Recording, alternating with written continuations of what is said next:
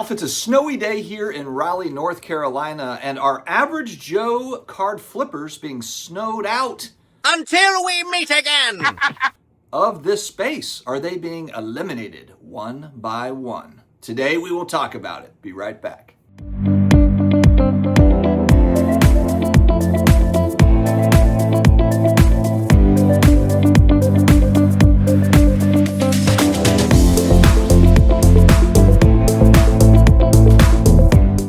Welcome back to another episode of the Sports Card Dad. We got a fun little video today, and I thought just kind of reading the tea leaves, trying to figure out what is going on out there, and I want feedback from you all especially, because I want to know, is it like 2019, 2020 flipping cards, or has the game completely changed? And I was actually thinking back, because 2018 is when I got back into the hobby, but it was really summer of 2019. I remember starting to buy into Luka, Patrick Mahomes, and it was right then, kind of that fall of 2019. A lot of people talk about the pandemic. They talk about, the stimulus money coming in, and that was kind of what got everything rolling as far as cards go and prices moving up. But it was actually the fall of 2019 is what I remember, where pricing started to move up pretty drastically on those two players in particular, but also on other cards. Just a lot of prospecting. This was also during the time, I can't remember exactly when Gary V's interview was. Was it with Dan Patrick? No, it wasn't with Dan Patrick. It was with the other guy. I can't remember his name. Maybe I'll find a clip of it. I'll find a clip and I'll show it here. But it goes back to, I believe it was early 2019 or mid, maybe it was summertime. I believe that the culture of sneaker flipping is going to bleed into sports cards because these kids can't get enough inventory with sneakers. I bought several hundred Giannis rookies, PSA 10 Prism rookies in August before the season. They were 150 a pop. They're now trading for 380. Gambling, sports betting. Yeah. The way that Panini and Topps do things now, there's going to be a $50,000 Zion card to be had out of opening a $6 pack. What are you talking about? What do you mean? Well, I don't think people understand that sports cards are about to become a cultural phenomenon again, and so I'm just putting it on the record in media so I'm historically correct. So why do you think? Why do you sense that? Why do you it's think already that? happened. If you've been watching, the market's been moving pretty aggressively for the last year. B, three theories. One, sneaker flippers are running out of inventory, and you can go buy, like I am right now, thousands of Darren Fox rookie cards if you believe he's a player. You can't buy 1,000, pairs of sneakers that are going to flip. Like, you can't get enough inventory. And so a lot of these entrepreneurs that are in the sneaker culture love sports and are going to do the sports card thing. That's one. Two, sports gambling and betting. In the background, you have Luka playing right now as an image. Right now, there are $5,000, $7,000, $10,000 Luka cards selling, not listed, selling on eBay. And those cards were pulled out of a $3, $4 pack of Prism basketball cards. Once people understand that, I think people are going to get their gambling fix out of opening cards. I don't think most people know that there's going to be several $10, $20, $30,000 Zion cards to be had out of $4 or $5 packs. That's like a lottery ticket. That's better than a lottery ticket because there's other cards. And third, 43-year-olds, 48-year-olds that grew up in the prime years of sports cards now have 5, 6, 7, 8, 9-year-olds. Yeah. And the same reason toys reboot every 30 years, G.I. Joe, Strawberry Shortcake. I believe that sports cards 87 to 93 was a cultural phenomenon. Huge. And now those people are going to relive it. So I'm making the prediction here on the Rich Eisen show that sports cards is an incredible alternative investment for the next 3 to 5 years. Yeah, my kids love their basketball cards. Okay, what about all the cards that I have? Garbage. Tens of thousands. Garbage. No, garbage. From the 90s. Garbage. From the early 90s. Me too. I have millions. Garbage. Yeah. But kind of on the back of the Gary V excitement, we did start seeing movement, but it wasn't necessarily on GOAT cards. It was on prospects. It was on new guys coming in. And that's what I want to talk about today, because we do have a flipping culture, certainly, for new guys coming in. When you talk about the Cooper Flags and the Wembanyamas, Cal Riley's, the new baseball prospects, there's a lot of that going on. We've got quarterbacks, certainly Drake May, but that has changed, and we'll talk through that as well. The game is certainly different than it was going back in time. Let's first talk about grading, because if we go back to 2018, 19, 20, if I remember correctly, the bulk rate for PSA grading was $8.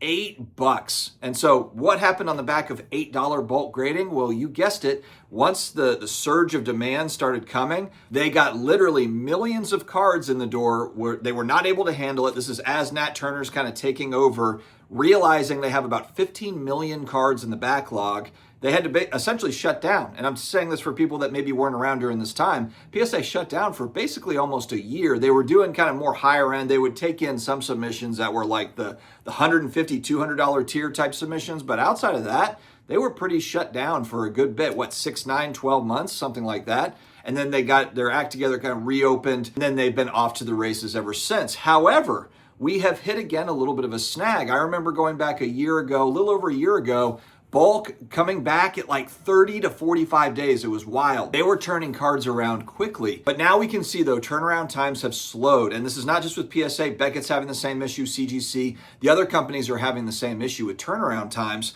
But to me, this is the biggest thing that's kind of holding us back right now. If I'm thinking about the average Joe flipper collector, if you had bulk rates at PSA that were at 30 to 45 days, maybe even 60 days, kind of on the higher end, I think people would be pretty happy because that gives you the ability to time up markets. You know, when a season is ending for a particular sport, or when a prospect is coming around and they're going to, the season's about to start and there's hype there, you're able to time it up better. When it goes to 3, 4, 5 months on the turnaround time, then it gets a little tricky. It's harder to be able to time these things up. You have to have a longer runway with new prospects especially. And what it does end up happening is, and what happens is for particular cards, they've got to send it in at the higher rate to get it back faster. So instead of it being $20, $25 grading, it's $40, maybe it's $50 grading fee. And you can do that on some cards, but you're not necessarily going to do that in volume, not a lot anyway. And so that right there is that's the kink right there in the chain that's got to get worked out. It's the turnaround times. This is no real surprise. If you look over the last 12 months,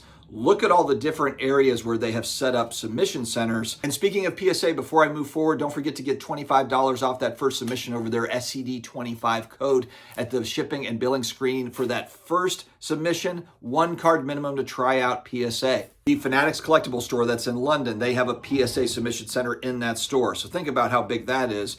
Sure, there's not as many card collectors over there in London, but that's really the only, as far as I know, that's like the only submission center that's right there in a store without shipping that you have there in England anyway. They've opened up PSA grading with a lot of different platforms where you can send things off directly to grading, eBay being the biggest one where you can buy a card now. It has to meet certain specs, but you can buy the card, then ship it directly off to PSA. ComC has the same feature.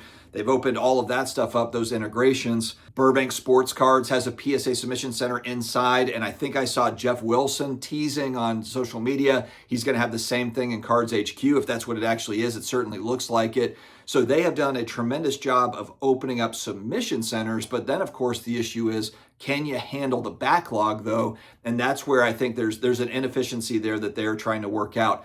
I'm confident, though, that they are going to get it worked out. I've been saying this here over the last couple of months, so I might sound a little bit like a broken record, but I do think that is going to get worked out. It's just these kind of growth pains, these growing pains that are happening. But if you have PSA turnaround times at 45 to 60 days, I think it opens the door for a lot more cards, more growth, etc.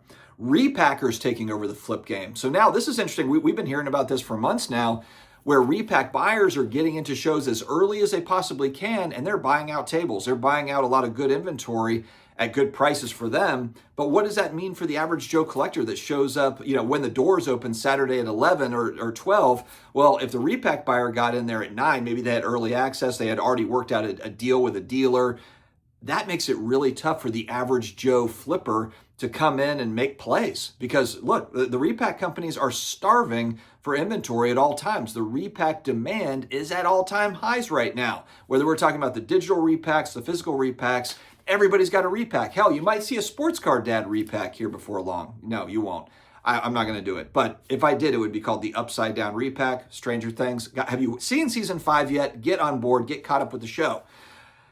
Repackers taking over the flip game. This is something when you go back 2, 3, 4, 5 years ago, this was not what you were seeing on social media for hobby stuff. So the Sasha T's were running wild, buying and selling cards. I still think Sasha T does this, but he's had to build up relationships over the years. It's a relationship business.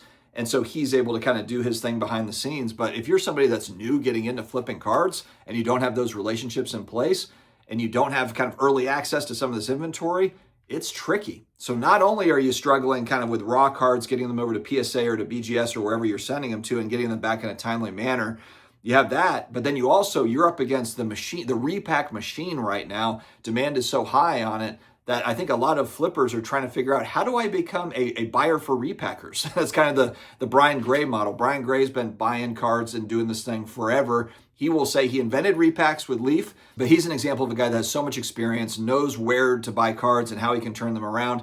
He's a huge buyer for these repack companies, but he's not the only one. There are a lot of young guys out there, 20-somethings, that are hustling at these card shows. They're flying out to these card shows. They're buying all the downtowns and the kabooms and all the stuff that the repackers are looking for the average Joe flipper, or even the collector that wants to own a downtown, before they even get in the door. So, and they're doing bulk deals, so they're probably getting good rates.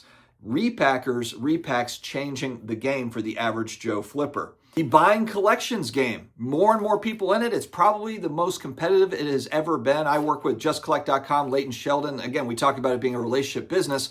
Leighton's built relationships over time, buys out. It's really specializes in vintage collections, especially. Does buy modern as well, but he's a go-to for this. You can check out in my video description and pinned comments, JustCollect.com. I've got a landing page there. You can get a free appraisal for half your collection, all your collection, down there in the video description as well as in the pinned comments. So make sure to check out Just Collect. But buying up collections, this is something that, there's people doing it going back 5, 6, 7 years ago, but now more and more people trying to get in, buying collections at discounted rates, and then being able to grade stuff out, or just reselling that stuff, taking the time to resell it individually, or shipping it off to a consignor and selling it that way. That is also huge business, but it's never been more competitive than it is now. So again, your average Joe flipper, you're trying to get in, you're thinking, you know what? Okay, I've got some capital. I put some money aside. Instead of me trying to do the onesie twosie at card shows, I'm going to buy collections. Well, it takes time to build up rapport, reputation, to be able to do that. It doesn't just magically happen where people are coming to you to buy collections. And I think that where a lot of folks have success doing that is going directly to wherever that person is. So as opposed to them having to bring a collection in to you, you're traveling out to see them, and the convenience of you going out there and them not having to take it somewhere, that helps as far as having success buying collections. But there's also going to be people that want crazy money for their collections. It happens all the time where you see it on social media where people are trying to get 100%, 110% of the last comp. And it's like, well, how is the dealer, how is the person buying the collection supposed to make 10, 15, 20% margin, whatever? It's their time and energy. Not only are they putting the money up, but then it's their time, energy to then sell these things off and make a little bit of money. So there's a give and take there, but that space has never been more competitive either, buying collections. Economic instability. It's a little weird out there right now. I saw some sort of statistic online to where 2025 had the most layoffs in 1 year going back to the pandemic. And remember what happened to kind of solve for that during the pandemic. Massive stimulus. Massive stimulus is how they solved for the big layoff spike. They just pumped money into the economy. Okay, we don't necessarily have that now. Will we see that in 2026? Maybe. Maybe we will, maybe we won't, kind of to help with hiring, kind of keep hiring going. But then we know what's the effect on the other side of that. Inflation, massive inflation. So this is going to be a wild ride here as we head into 2026. And then previous to the pandemic, the last time there was this many layoffs was going back to the financial crisis in 2008, 2009, 2010 timeframe.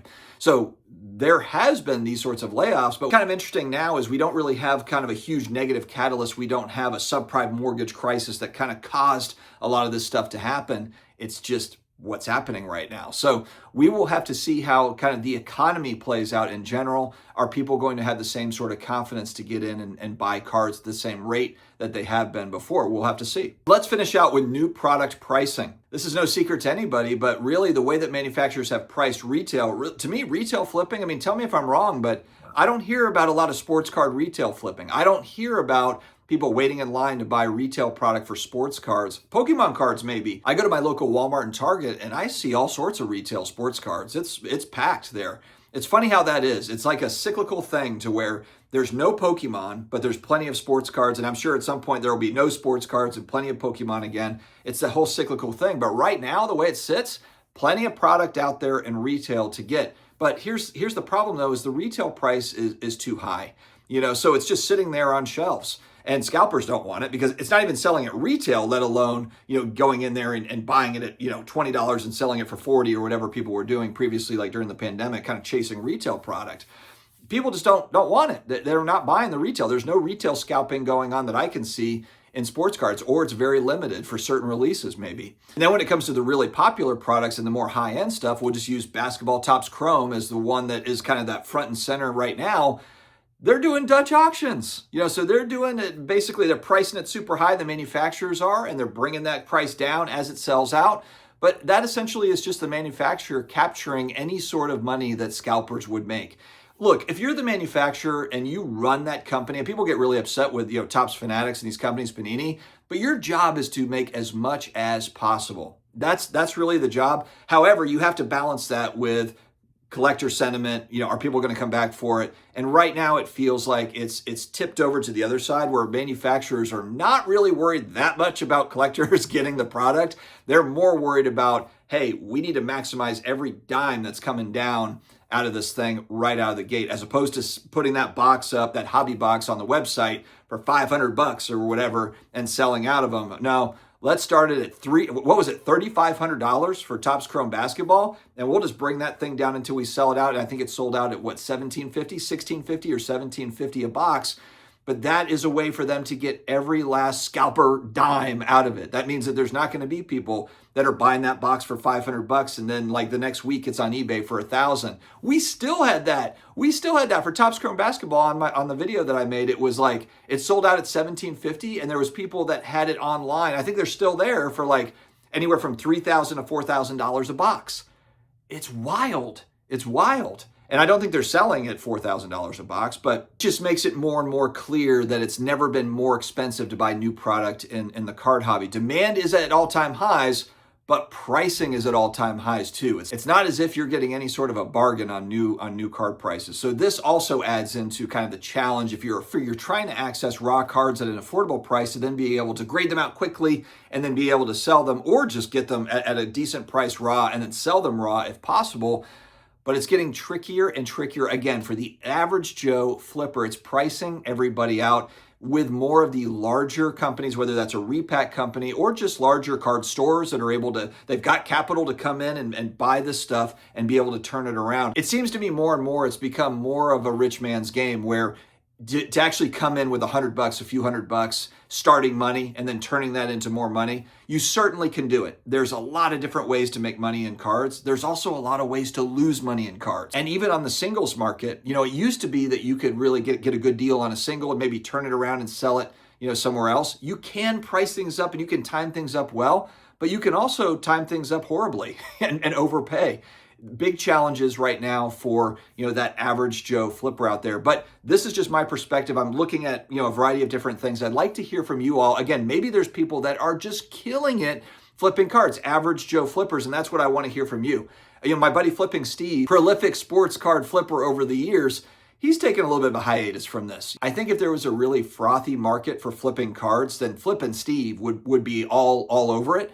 But I think that he's kind of resigned himself to, maybe just the timing isn't right. And a lot of us, him, myself, Neo, we've just been buying a lot of collector cards, like stuff that we just want to own that's not a flip card. That's what I've been doing mostly for the last couple of years. Speculated on some stuff. I've got Caitlin Clark cards that I need to sell as that next season comes around. But for the most part, I don't do that. For the most part, I'm buying and holding stuff. So we'll see. But let me know. Maybe I'm completely wrong with my assessment here. Let me know in the comments down below. Stay healthy, stay awesome, and I will talk to you again later.